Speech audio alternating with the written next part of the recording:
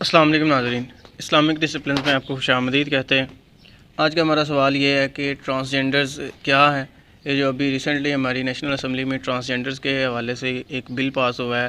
اس کی کیا حیثیت ہے، اور ٹرانسجینڈرز کو اس بل کے مطابق کون سے ایسے حقوق تھے جو پہلے نہیں مل رہے تھے اور اب ان کو میسر ہوں گے، اور ایک اسلامی معاشرے میں اس قانون کی شرعی حیثیت کیا ہے۔ ناظرین ابھی ملاحظہ فرماتے ہیں کہ نبی کریم صلی اللہ علیہ وسلم اور اللہ تعالیٰ نے کس طرح مردوں اور عورتوں کی ایک دوسرے سے مشابہت اور ایک دوسرے کی جنس تبدیل کرنے اور ایک دوسرے کا اپنے اعضاء کو تبدیل کروانے کے بارے میں اللہ تعالیٰ نے اور نبی کریم صلی اللہ علیہ وسلم کے کیا فرامین ہیں۔ ناظرین سوالات کی طرف ایک دفعہ پھر بڑھتے ہیں۔ ملاحظہ فرماتے ہیں کہ سننے میں آ رہا ہے کہ اس قانون کے ذریعے کوئی بھی شخص اپنی جنس یا جنسی شناخت تبدیل کر سکتا ہے، یعنی کوئی بھی مرد اگر یہ کہے کہ میری جنسی شناخت مرد سے عورت لکھ دی جائے تو بغیر کسی میڈیکل ثبوت کے اس کے کہنے پر ادارہ جنس تبدیل کرنے کا پابند ہوگا، جس کے بعد وہ شخص عورت تصور کیا جائے گا اور اس پر تمام قوانین عورتوں کے لاگو ہوں گے، حتیٰ کہ وہ خواتین کے تعلیمی اداروں میں داخلہ لے سکے گا، وہ کسی مرد سے نکاح کر سکے گا، اس کا وراثت میں وہی حصہ تسلیم کیا جائے گا جو قانونی طور پر کسی عورت کا ہوتا ہے۔ تو اس طرح قانون کی وجہ سے ہم جنس پرستی کو جواز مل جائے گا۔ تو کیا کسی بھی اسلامی حکومت کے لیے یہ جائز ہے کہ وہ اس قسم کے قانون سازی کرے؟ تو ناظرین اس حوالے سے ہم تین اعتبار سے گفتگو کریں گے کہ فرسٹ آف آل تو ہم دیکھیں گے کہ ٹرانسجینڈرز کیا ہیں، ہوتے کیا ہیں، اس قانون کے نفاذ پر شرعی طور پر آنے والی چند خرابیاں وہ کیا ہو سکتی ہیں، کیا اس کے کوئی بھی اسلامی حکومت کے لیے اپنے ملک میں کوئی ایسا قانون نافذ کرنا جائز ہے یا نہیں۔ تو دیکھتے ہیں ٹرانسجینڈرز کسے کہتے ہیں۔ ٹرانسجینڈر ایک جدید مغربی اصطلاح ہے۔ لفظ ٹرانسجینڈر دو الفاظ کا مرکب ہے۔ ٹرانس کے معنی ہیں منتقل یا تبدیل کرنا، جبکہ جینڈر کے معنی ہیں جنس کے۔ مندرجہ ذیل تعریف اقوام متحدہ کے دستاویزات سے لی گئی۔ مرد یا عورت جو اپنی پیدائشی جنسی شناخت سے انحراف کر کے اپنی جنسی شناخت بدل لیتے ہیں، مثلا مرد سے عورت یا خنثی، یا عورت سے مرد یا خنثی، یا بے جنس ہونا چاہتے ہیں، یا اس کے علاوہ کوئی دوسری جدید شناخت اختیار کرتے ہیں، ان میں سے بعض طبی طریقہ کار کو اختیار کرتے ہوئے ہارمون تھراپی یا سرجری وغیرہ بھی کرواتے ہیں، انہیں ٹرانس سیکچول بھی کہا جاتا ہے، اور بعض صرف پیدائشی جنس سے مختلف جینڈر ایکسپریشن یعنی جنسی اظہار کرتے ہیں، یعنی وضع، قطع، حلیہ، لباس اور اطوار بدل لیتے ہیں، انہیں کراس ڈریسر بھی کہا جاتا ہے۔ اس قانون کے نفاذ پر شرعی طور پر لازم آنے والی جو چند خرابیاں ہیں، ٹرانسجینڈر کے کثیر المعانی ہونے اور سوال میں کی گئی وضاحت کو سامنے رکھتے ہوئے ایسے کسی بھی قانون کی ضروری شرعی قیودات کو شامل کیے بغیر مطلق رکھ کر بنانے اور نافذ کرنے میں جو بہت سی چند خرابیاں آئیں گی، ان میں سے درج ذیل ہے۔ جھوٹ اور دھوکہ دہی کا رستہ کھل جائے گا، احکام شرع کے نفاذ میں مشکل ہوگی، اعضاء کو کاٹنے یعنی کہ خلقت تبدیل کرنے کا رستہ کھل جائے گا، ہم جنس پرستی کو فروغ ملے گا، مرد و عورت کا ایک دوسرے سے مشابہت اختیار کرنا قانونی طور پر جائز ہو جائے گا، بے پردگی اور بے حیائی کو فروغ ملے گا۔ اب ہر ایک کو جو ہے وہ علیحدہ علیحدہ سے ڈسکس کرتے ہیں، اور ان میں احادیث اور نبی کریم صلی اللہ علیہ وسلم کے فرمان اور اللہ تعالیٰ کے غضبناک فرمان دیکھتے ہیں کہ کس طرح اللہ تعالیٰ نے اس طرح کی چیزیں کرنے سے منع فرمایا اور غصے کا اظہار فرمایا۔ جھوٹ اور دھوکہ دہی کا رستہ کھل جائے گا۔ اس قانون کے نتیجے میں کوئی بھی شخص اپنے لیے مہنث ہونے کا دعویٰ کر سکتا ہے، جبکہ حقیقت میں وہ مرد اور عورت میں کچھ بھی ہو سکتا ہے، اور اس کے اس دعوے کو محض اس کے گمان پر یقین رکھتے ہوئے بغیر کسی ثبوت اور شرعی طریقہ کار کو اختیار کیے بغیر مان لیا جائے گا، تو اس میں صریح جھوٹ اور دھوکے کا رستہ کھل جائے گا، جبکہ جھوٹ بولنا اور دھوکہ دینا دونوں ہی ناجائز و حرام ہے اور جہنم میں لے جانے والے کام ہیں۔ قرآن پاک میں اللہ تعالیٰ سورہ آل عمران میں فرماتا ہے کہ جھوٹوں پر اللہ کی لعنت ہے۔ رسول اللہ صلی اللہ علیہ وسلم نے جھوٹ کے متعلق فرمایا کہ جھوٹ سے بچو کہ جھوٹ گناہ کی طرف لے جاتا ہے اور گناہ جہنم میں لے جانے والا سبب ہے۔ کوئی شخص جھوٹ بولتا اور سوچتا رہتا ہے حتیٰ کہ اللہ کے بارگاہ میں جھوٹا لکھ دیا جاتا ہے۔ صحیح مسلم شریف کی حدیث میں ہے کہ نبی کریم صلی اللہ علیہ وسلم نے دھوکہ دینے والوں کی مذمت بیان کرتے ہوئے فرمایا ہے کہ وہ جو ہمیں دھوکہ دے وہ ہم میں سے نہیں۔ سید اعلیٰ حضرت نے فتاوی رزمیہ میں فرمایا کہ غدر و بد عہدی مطلقاً سب سے حرام ہے، مسلم ہو یا کافر، ذمی ہو یا حربی، مستامن ہو یا غیر مستامن، اصلی ہو یا مرتد۔ اور مزید یہ کہ حقیقی خنثی میں سے بھی کون مرد اور کون عورت ہے کہ حکم میں ہوگا، اس کا فیصلہ تو شریعت مطہرہ نے کرنا ہے، اور شریعت مطہرہ میں اس کا ایک مکمل طریقہ کار موجود ہے، لہٰذا اسی طریقے کو سامنے رکھ کر ہی طے کیا جا سکے گا کہ کون کس قسم سے تعلق رکھتا ہے۔ تو جب حقیقی مؤنث میں بھی یہ لازم ہے کہ شریعت کے وضع کردہ طریقے کو اپنایا جائے، تو جس کے اولاً مؤنث ہونے میں ہی شک ہو تو اس میں اس طریقے کو چھوڑ کر محض گمان کرنے یا کسی کے کہہ دینے پر ہی فیصلہ کرنا بالکل بھی درست نہیں، بلکہ ایسا کرنے میں شریعت مطہرہ کے احکام کی خلاف ورزی لازم آئے گی، جبکہ ہر شخص اللہ اور اس کے پیارے رسول صلی اللہ علیہ وسلم کے بنائے ہوئے قوانین پر عمل کرنے کا پابند ہے۔ دوسری خرابی جو ہوگی احکام شرع کے نفاذ میں مشکل۔ خنثی ہونے کا غلط دعویٰ مان لینے سے یہ ہوگا کہ ظاہری اعتبار سے اس پر خنثی کے احکام لاگو ہو جائیں گے، حالانکہ حقیقت حال میں اس سے مختلف ہوگی، یعنی وہ شریعت کے ان احکام کا مخاطب نہ ہوگا، اور پھر خنثی ہونے کا دعویٰ کر لینے کے بعد اس قانون کے تحت چونکہ کوئی بھی مرد خود کو عورت اور کوئی بھی عورت خود کو مرد قرار دے سکتی ہے، تو اس کے بعد احکام شریعہ کے نفاذ میں مشکلات پیدا ہوں گی، جیسا کہ وراثت کہ اس میں خنثی کے احکام جدا ہیں کہ ان کے جسم میں پائی جانے والی علامتوں کو مد نظر رکھتے ہوئے فیصلہ کیا جائے گا کہ انہیں مرد کے اعتبار سے وراثت دینی ہے یا عورت کے اعتبار سے، اور جو حقیقت میں ہے لیکن مرد ہونے کا دعویٰ کرنے کی بنا پر اسے مسترد قرار دیا گیا ہوگا، اور جو حقیقت میں مرد ہوگا اسے اس کے عورت ہونے کا دعویٰ کرنے کی بنا پر عورت قرار دیا گیا ہوگا، تو اس کی وراثت میں جو حصہ شریعت کے مقرر کردہ اصول و ضوابط کے مطابق بنتا ہوگا اس کے خلاف کرنا لازم آ جائے گا، جبکہ میراث اللہ کی طرف سے مقرر کیا ہوا حق ہے، جو جس کے لیے جتنا مقرر کیا گیا ہے اسے اتنا ہی ملے گا، جبکہ جھوٹ بول کر اپنے آپ کو مرد یا عورت لکھوانا بعض صورتوں میں دیگر ورثاء کا مال ناحق کھانے کو لازم کرے گا، جبکہ قرآن و حدیث میں اس کی شدید ممانعت بیان کی گئی۔ اللہ تعالیٰ سورہ بقرہ میں فرماتا ہے اور آپس میں ایک دوسرے کا مال نہ کھاؤ۔ اسی طرح سورہ نساء میں اللہ تعالیٰ نے فرمایا ہے کہ مردوں کے لیے اس مال میں سے وراثت کا حصہ ہے جو ماں باپ اور رشتہ دار چھوڑ گئے، اور عورتوں کے لیے اس میں سے حصہ ہے جو ماں باپ اور رشتہ دار چھوڑ گئے، مال وراثت تھوڑا ہو یا زیادہ اللہ نے یہ مقرر حصہ بنایا ہے۔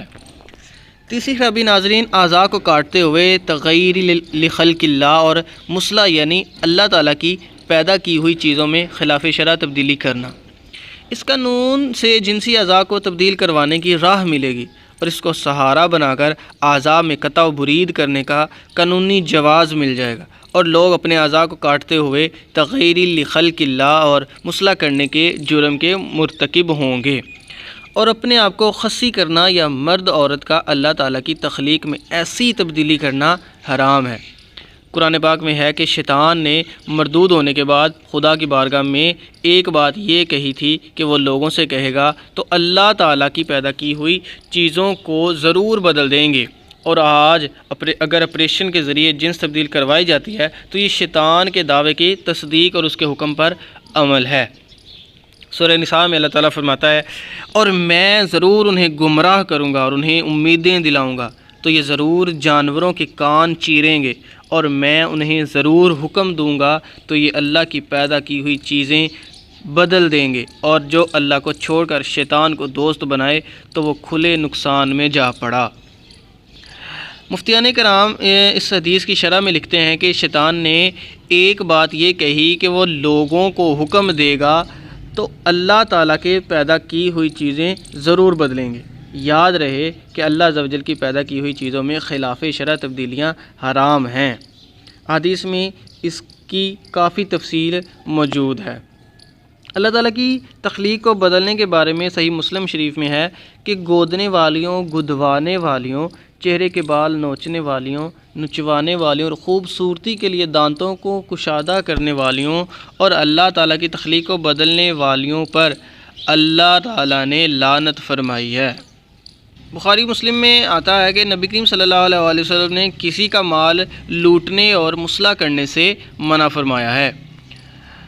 چوتھی خرابی ناظرین، ہم جنس پرستی کو فروغ ملے گا۔ اس قانون کی وجہ سے ایک مرد اپنے آپ کو کاغذات میں عورت لکھوا کر دوسرے مرد سے جنسی تعلق قائم کر سکتا ہے۔ یوں ہی ایک عورت اپنے آپ کو مرد لکھوا کر دوسری عورت سے جنسی تعلق قائم کر سکتی ہے، جو کہ ایک شنیع و قبیح فعل ہے۔ قرآن کریم، احادیث مبارکہ اور بزرگان دین کے فرامین میں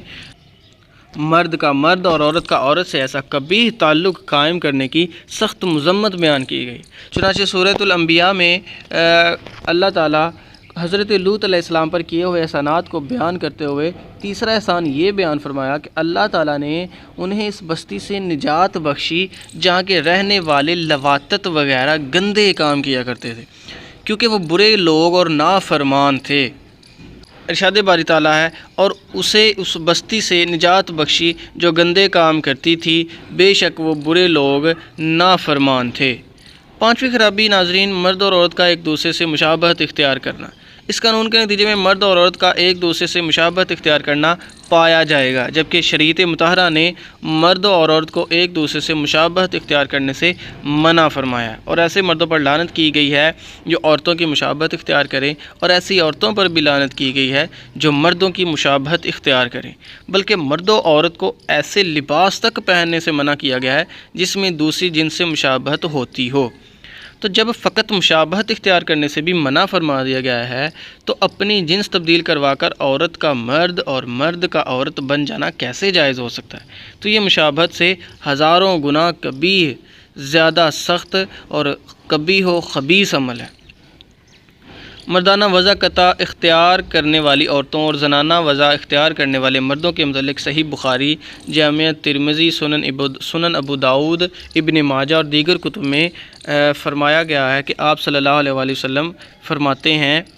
کہ لعنت فرمائی ان مردوں پر جو عورتوں کی مشابہت اختیار کریں، اور ان عورتوں پر جو مردوں کی مشابہت اختیار کریں۔ بے پردگی اور بے حیائی کو فروغ ملے گا۔ چھٹی خرابی، اس قانون کے نتیجے میں بے پردگی اور بے حیائی کو فروغ ملے گا کہ ایک شخص مرد ہونے کے باوجود صرف کاغذات میں اپنے آپ کو عورت لکھوا کر لڑکیوں کے درمیان جا سکتا ہے اور سرعام بے حیائی و بے پردگی کر سکتا ہے، جو کہ سخت ناجائز و گناہ ہے۔ اور اگر معاذ اللہ حقیقتاً جنس کی تبدیلی کے ذریعے مرد عورت بنے یا عورت مرد بنے، تو اس میں ایک خرابی یہ ہے کہ ایسے آپریشن میں بلا وجہ شرعی مرد عورت کو اپنا ستر دوسروں کے سامنے کھولنا پڑتا ہے، اور دوسرا شخص یعنی ڈاکٹر بلا وجہ شرعی ان اعضاء کو دیکھتا اور چھوتا ہے، اور یہ عمل حرام ہے، کیونکہ یہ عمل اسلام جیسے خوبصورت دین کی اعلیٰ انسانی فطرت و جبلت یعنی حیا کے صریحاً خلاف ہے، اور پوشیدہ اعضاء کو بلا عذر شرعی دیکھنا چھونا دونوں کام ہی حرام و ناجائز ہیں کہ اس مرد کو ناف سے لے کر گھٹنوں سمیت اپنا ستر چھپانا لازم ہے، اور بلا ضرورت شرعیہ اس کا ترک حرام ہے۔ عورتوں کو پردہ کرنے کا حکم دیتے ہوئے اللہ تعالیٰ سورۃ النور میں فرماتا ہے، اور اپنی زینت نہ دکھائیں مگر جتنا بدن کا حصہ خود ظاہر ہو۔ دوسرے کے ستر کی طرف نظر کرنے کے بارے میں صحیح مسلم میں ہے کہ رسول اللہ صلی اللہ علیہ وآلہ وسلم نے ارشاد فرمایا، مرد مرد کے ستر کی طرف نظر نہ کرے اور عورت عورت کے ستر کی طرف نظر نہ کرے۔ بدنگاہی کرنے اور کروانے پر اللہ تعالیٰ کی لعنت ہوتی ہے۔ چنانچہ حضرت حسن رضی اللہ تعالیٰ عنہ فرماتے ہیں کہ مجھے یہ خبر پہنچی ہے کہ رسول اللہ صلی اللہ علیہ وآلہ وسلم نے فرمایا، بدنگاہی کرنے والے اور کروانے والے پر اللہ عز و جل کی لعنت ہے۔ تیسرا سوال جو ہمارا تھا کہ کیا کسی بھی اسلامی حکومت کے لیے اپنے ملک میں ایسا کوئی قانون نافذ کرنا جائز ہے؟ اوپر بیان کی گئی گفتگو سے معلوم ہوا کہ ٹرانسجینڈر قانون اگر ضروری اور شرعی قیودات کو شامل کیے بغیر مطلق رکھ کر بنایا جائے تو کثیر حرام کاموں کا مجموعہ ہے، اور اسلام اس کی ہرگز اجازت نہیں دیتا کہ کوئی بھی اسلامی حکومت اپنے ملک میں ایسا کوئی بھی قانون نافذ کرے، بلکہ ایسے کسی بھی قانون کو نافذ کرنا اور اس کی تائید کرنا سخت حرام و ناجائز ہے اور جہنم میں لے جانے والا کام۔ اور یاد رکھیے، اللہ تبارک و تعالیٰ نے اپنے مخلوقات میں انسان کو سب سے افضل و اشرف پیدا کیا ہے، اور جس طرح اس کائنات میں اپنی تمام مخلوقات کے جوڑے بنائے ہیں، اسی طرح انسانوں کے اندر بھی مرد اور عورت کو پیدا کیا ہے تاکہ انسان نسل در نسل اس دنیا پر اپنی حکومت اور خلافت قائم رکھ سکیں۔ یوں یہ پورا نظام حکومت چل رہا ہے جس میں اللہ تبارک و تعالیٰ نے اپنی حکمت کے مطابق جس انسان کو جیسا ہونا چاہیے تھا ویسا بنایا، مرد و عورت دونوں کو الگ الگ اعضائے مخصوصہ عطا کیے جن کے ذریعے توالد کا نظام آگے بڑھتا ہے۔ اب اگر کوئی اللہ تعالیٰ کے بنائے ہوئے اس نظام عالم میں فقط اپنی جنسی خواہشات کی تسکین کے لیے تبدیلی لائے تو بلا شبہ وہ شخص حرام و ناجائز فعل کا مرتکب کہلائے گا اور سخت گناہگار جہنم کا حقدار ٹھہرائے گا۔ اور خنثی کے کئی احکام جدا ہیں اور اس کے لیے ایسے افراد کو شرعی رہنمائی لینی چاہیے۔ لہٰذا تمام مسلمانوں کو چاہیے کہ اللہ تعالیٰ اور اس کے رسول صلی اللہ علیہ وآلہ وسلم کی طرف سے دیے گئے احکام کے مطابق اپنی زندگی بسر کریں کہ اسی میں دنیا اور آخرت کی بھلائیاں ہیں۔ اللہ تبارک و تعالیٰ تمام مسلمانوں کو ایسے کسی بھی قانون بنانے اور اس کی تائید کرنے اور عمل کرنے سے محفوظ فرمائے، آمین۔